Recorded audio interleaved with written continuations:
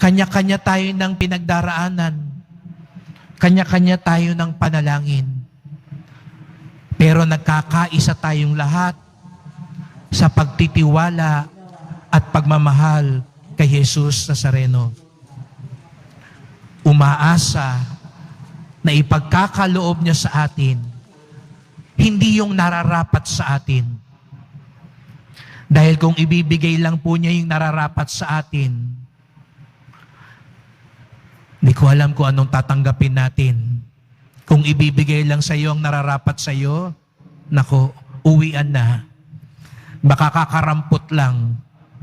Pero kung ang ibibigay sa atin, naaayon sa kanyang karunungan, naaayon sa kanyang awa at pagmamahal, hindi man siguro yun yung hinihingi mo, pero ang ipagkakaloob niya sa iyo,